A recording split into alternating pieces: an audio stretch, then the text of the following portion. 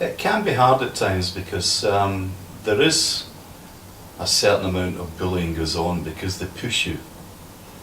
And I'll give you a fun story about it, but there's a serious issue behind it. Where I went to a door once and the guy tried to set an Alsatian dog on me and told me to get lost in so many words. I went back to the editor and said to the news editor, look, I can't go back there because the guy's setting a dog on him. And he said to me, you go back and tell him your news editor is not scared of dogs. That's a situation which was real and it happened. These sort of things do happen. You do get challenged and bullied, as I would say it. They see it as a challenge, many people see it as bullying, to push you as far as you can go to try and make the grade. But there are certain things that you can and cannot do, and you can't take a step too far on that issue. People being asked to go and knock on the door of someone whose daughter or son has been murdered, and to try and push them into getting a photograph or getting some information from them, which is unethical in my opinion. You have to do it, yes, no two doubts about it, but there are ways to do it. Don't be forced into it. Go and tap on the door, speak to these people and say to them, look, I want to understand your side of the story, nobody else's. And if you want to talk to me, fine. If you don't, I'll walk away. You have to say to them, I will walk away. And you have to do that.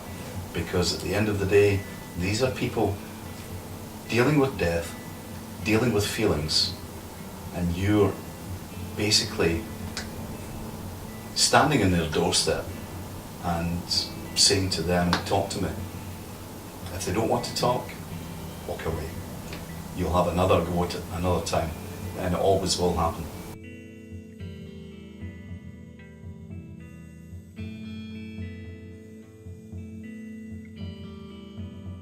Did you witness or partake in any unethical practices at the Daily Star? Yes. That'd be fair to say. Should you expand on that? I want to expand on that. Yeah, I mean, things get nothing as bad as phone hacking or anything like that. I think that at times there was certainly people's ex-directory phone numbers and things like that would appear, shall we say, rather quickly, and certain things that maybe you wouldn't be able to find out very easily through normal avenues to get hold of.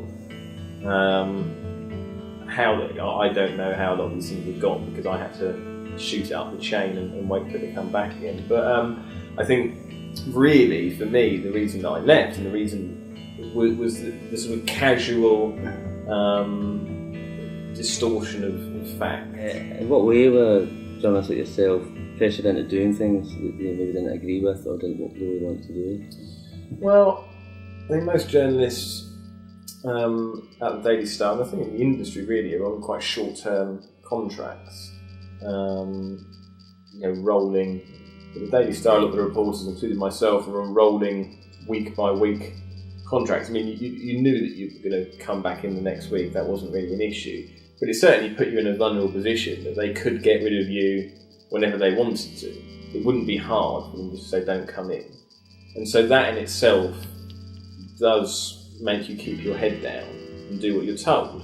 Especially when you know there's a lot of other journalists, friends of yours who are out of work, looking for work, trying to get you to get them in for shifts, that you're worried about ending up on that pile of unemployed journalists. So you will put aside a lot of things just to try and stay in work.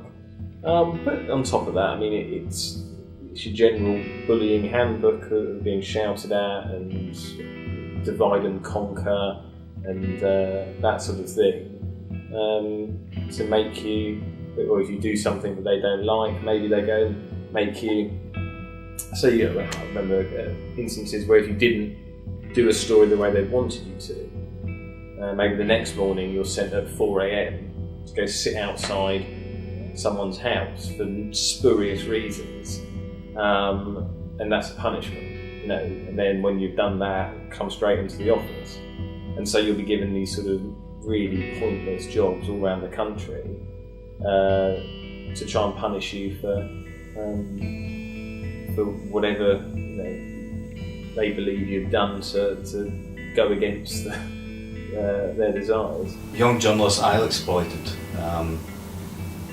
to join the union, which is something which a lot of newspapers, media broadcasters, they all discourage union membership.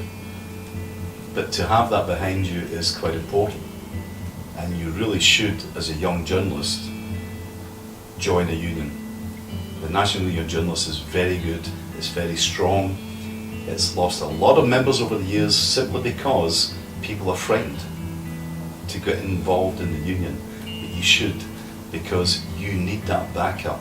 You need to know that if you're going to get bullied or you're going to get forced into doing something you don't want to do, you have a backup there.